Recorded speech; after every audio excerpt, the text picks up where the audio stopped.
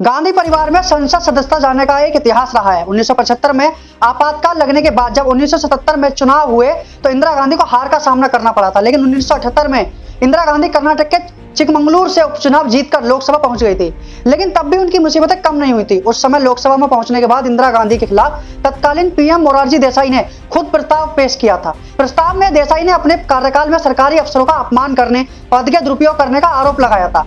इस प्रस्ताव के पास होने के बाद इंदिरा गांधी के खिलाफ आरोपों की जांच के लिए एक विशेष समिति बनाई गई थी। विशेष समिति ने जांच के बाद अपनी रिपोर्ट में कहा था कि इंदिरा गांधी के खिलाफ लगे सभी आरोप सही हैं। उन्होंने विशेष अधिकारों का हनन किया था। इतना ही नहीं, सदन की अवमानना भी की। रिपोर्ट के आधार पर इंदिरा गांधी को अपनी सदस्यता गंवानी पड़ी थी। हालांकि बाद में जनता सरकार के गिरने के बाद इंदिरा गांधी 1980 में भारी समर्थन से दोबारा चुनाव जीतकर पहुंच गई थी। राहुल की दादी इंदिरा के बाद अब बात उनकी मां सोनिया गांधी की करते हैं। साल 2006 में लाभ के पद के मामले में सोनिया गांधी ने सदस्यता से इस्तीफा दे दिया था। दरअसल साल 2006 में सोनिया गांधी पर लाभ के पद पर रहने के चलते सदस्यता का संकट आया था।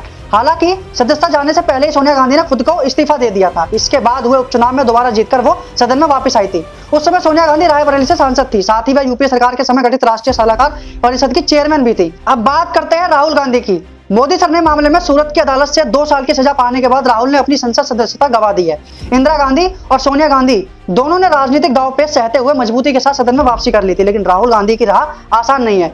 दरअसल इसका कारण लोक प्रतिनिधि अधिनियम 1951 है। इस जनप्रतिनिधि कानून के मुताबिक किसी भी सांसद या विधायक को अगर किसी मामले में 2 या 2 साल से अधिक की सजा सुनाई जाती है तो उसकी सदस्यता रद्द हो जाएगी। साथ ही वह 6 साल तक चुनाव लड़ने के लिए भी अयोग्य हो जाते हैं। ऐसे में अगर राहुल गांधी को ऊपरी अदालत से राहत नहीं मिली तो राहुल गांधी 2024 का लोकसभा चुनाव भी नहीं लड़ पाएंगे, जो कि उनके लिए एक बड़ा झटका होगा। अब इस मामले पर आप लोगों की क्या राय है वो कमेंट बॉक्स में जरूर बताइए। अगर आपको हमारे द्वारा दी गई जानकारी पसंद आई है तो चैनल को सब्सक्राइब करना बिल्कुल भी ना भूलें। इसी के साथ मैं आपसे विदा लेता हूं। मिलते हैं आपसे अगले एपिसोड में एक नए मुद्दे के साथ। तब तक के लिए नमस्कार।